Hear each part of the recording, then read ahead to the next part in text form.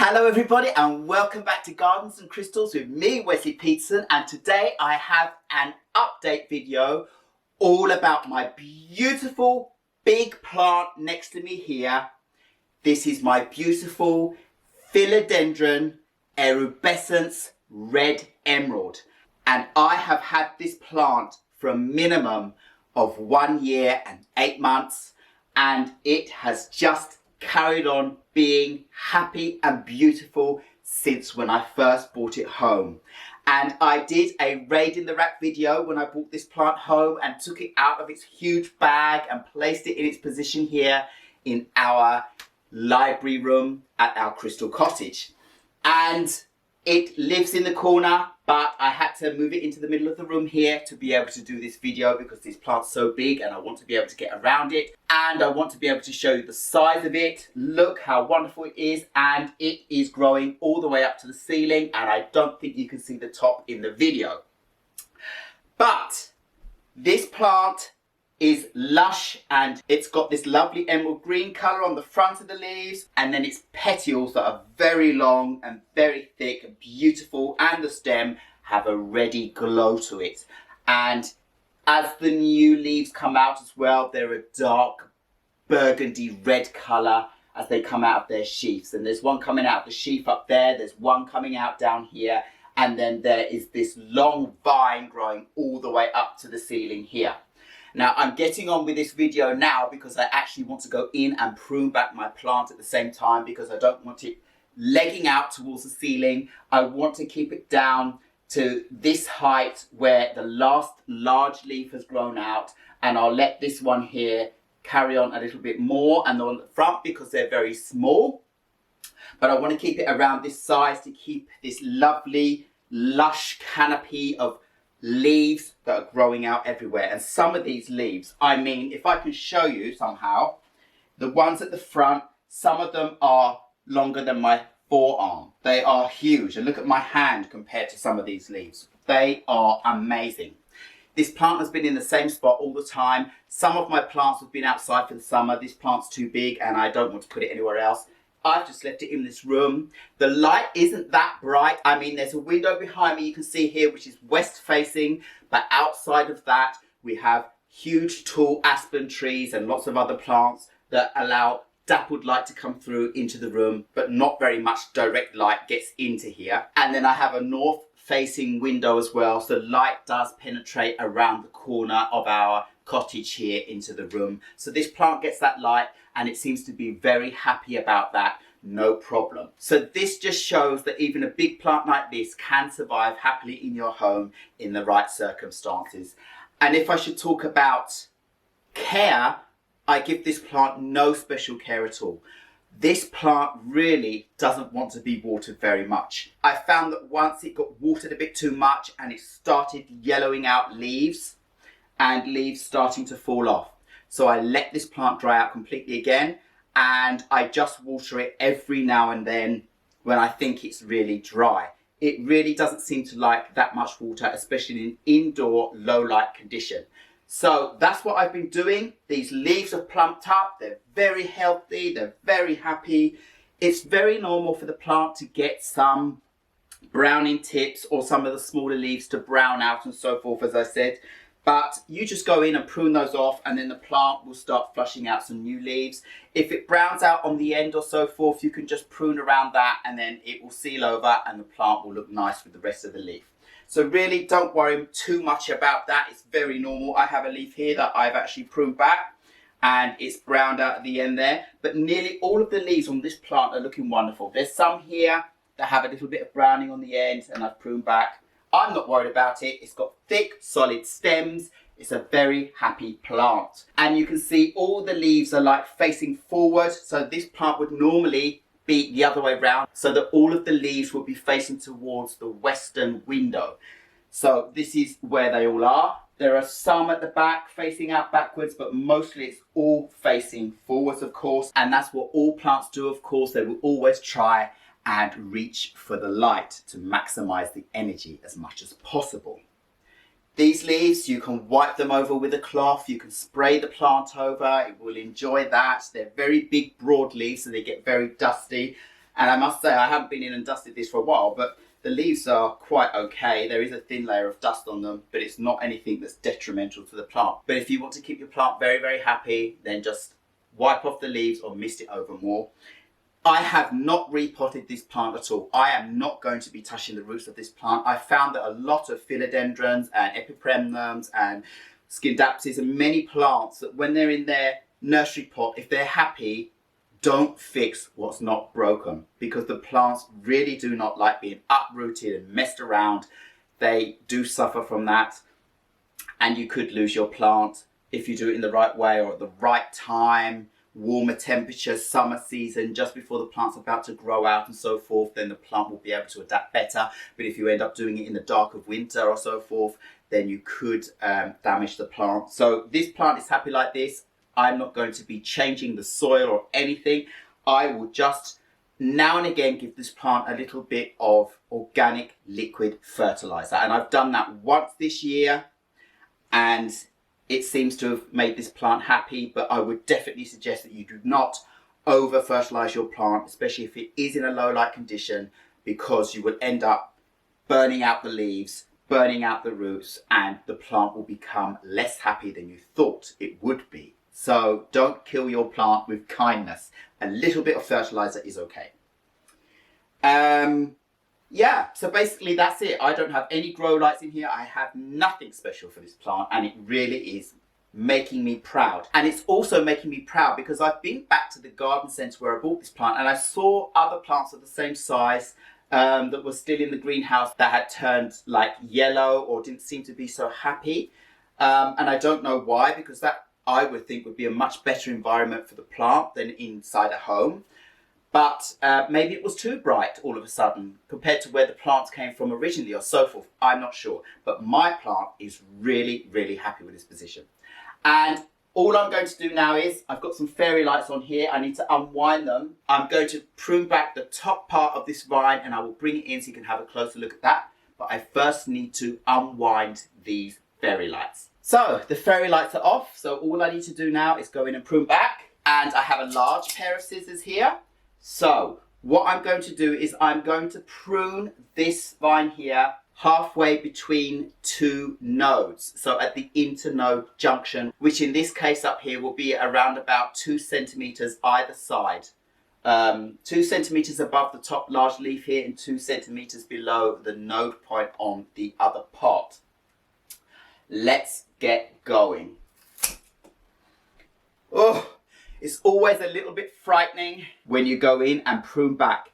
There is one thing about this plant. When you prune it back, I do love the smell of the sap on this plant. It's kind of like, oh, it's starting to drip on my fingers. It's very perfumey, I find. I don't want to get this everywhere, so I'm just going to go and get a tissue to keep it covered a minute. So if you can see here at the end, the inside of the vine is red, and that gives its erubescence coloration, and the reason why it's called red emerald. And on this piece of vine here, which is quite long, as you can see here, I have a good few amount of nodes on it, and nodes are of course where the roots come out. So here you can see a lot of aerial roots, and that is where the new roots will come out. And I'm going to be pruning back in between each internode in the middle. So I will cut in between this node point here and this one here on the internode in the middle here, so that these roots grow out and grow the rest of that, and then these roots will grow out. And I think I'll do it one more time. I think I'll just make 3 plants, even though the ones down here, there are 4 points where I could make 4 separate plants, but they're quite close together. And I'm not going to be putting these straight into soil because I haven't got the space right now and the time. So I'm going to put them in a vase of water. But as soon as these roots start poking out a little bit of white, fresh new root, I am going to pot them up straight away, because I think there will be a much better success rate of a new plant if they are growing straight in soil rather than growing out water roots. I found that philodendrons have a very hard time transferring from water roots to soil and creating soil roots. So I would suggest, if you have the time and space and somewhere to keep them warm and in bright indirect light, then I would put these straight into soil a gardening mix. You could put some sand in it and keep it moist but not soaked. Don't let it dry out too much, and then they should flush out roots, and then you should see a new vine starting to grow out in no time. Otherwise, you can do the water method, but as I said, don't let the roots get very long. Don't let them get any longer than these here, because it could be a problem for your new plants as they try and grow out. So anyway, let's go and cut this up a few more times. But there's one more thing I'd just like to mention about this. If you see down here at the bottom, the internodes are much closer together. That means this plant had been somewhere where it was brighter light and was flushing out leaves quicker. And as the light was reduced, the plant started stretching more. And as you can see here, even more and more. So since it's been in my home and it's grown out this bit, the light has been lower, as I said, and the stretching out between internodes has increased. And there are no leaves on this part of the stem, meaning the plant is searching for light. So that is a sure sign for you. If your plant is stretching out like that, there's not enough light. These plants, even though they can take low light conditions, do like bright indirect light for best quality growth and shorter internodes and more leaves. So remember that. Let's get on and prune this into 3 pieces ready to put in a vase. And at the same time, it's dripping an awful lot. There's a lot of moisture in here, which is a good thing. Let's see. I was going to do the first one here. So as I said, between the 2 internodes, so we will get the top and the bottom. So, like this, top part. I'll hold it upside down because of the sap coming out. And then I wanted to have, that root system is really good actually. I might just want to keep that little one on its own. And just keep, how should I do this? Yeah, I'm just going, no, we'll see. I'm going to do this one in the middle, and then I will keep this last one as it is longer, just because these ones have got bigger aerial roots already growing out. So this piece will go into the water and roots should come out of these nodes down here. And this piece will go into the water and roots will come out there and leaves. And then the top piece here. And then when the leaves start coming out, they will look like you can see this little leaf here. That's how they will start coming out. So I've got 3 here. As I said, I could do a lot more. Now, there's a lot of juice coming out, so I'm going to put these straight into the vase straight away so they don't start drying out. So here they are, all my little pruned pieces. So I've done this before where I did water propagations on this plant around a year ago, and the stems got lovely white roots and it took off very well.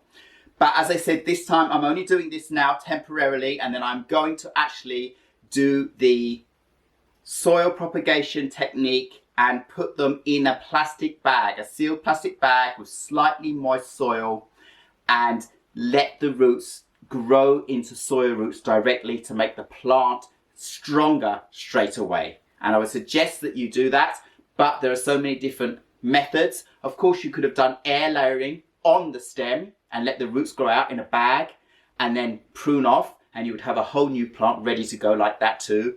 You can put it in sphagnum moss, you can put it in any kind of medium, you could put them in leckables. There are so many different methods. You just need to find the method that suits you best, where you live, in contrast to your light situation, your warmth situation, your air conditioning situation, and all the other things that the plants need as a combination to keep them happy. So while I'm here, I also just want to show you how my Philodendron Rojo Congo is doing. And I'm just going to grab it, it's on the side here. And here you have it. This is my Philodendron Rojo Congo. And I've had this plant now for well over a year, and it's been doing fine in the same conditions as my Philodendron Red Emerald. So they're both burgundy coloured, dark green on this plant, and then the burgundy coloured in the stems and when the new leaves are coming out. Like you can see in the top here, a lovely new leaf. So this plant hasn't grown that much for me, but it's still healthy, it's still happy, and I water it, let it dry out, water it, let it dry out. It doesn't like a lot of water either. It doesn't like a lot of fuss, just a cleaning off of the leaves every now and again to keep them clear and shiny. And that's it basically, and it's in the same pot inside this cash pole, and it's doing well. So another philodendron that I'm happy to say is doing very well in my Crystal Cottage library room here with a west facing and north facing window. So anyway, this was only supposed to be a short video about how my Philodendron erubescence red emerald is doing. You can see it's wonderful, and I just got myself some more propagations on the go from this plant, and I'm very happy about that. So if you have any questions, please leave your comments down below, and I'd just like to say thank you to all of you subscribers out there for subscribing to my channel and helping it to grow. I'm very thankful for that. And get on and enjoy your plants and discover new things, because it never ends. There's always something new to discover, to experiment with, and new plants to find and discover for your own collection, or if you're out and about in beautiful places, beautiful gardens, botanical gardens and greenhouses and nurseries and garden centres, you can get to see so many beautiful plants just like this one. So all I have to say now is thank you very much once again for watching Gardens and Crystals with me, Wesley Peterson. Please remember to like, subscribe and hit the bell so you know when my next video will be coming up, and I will see you again very, very soon. Goodbye.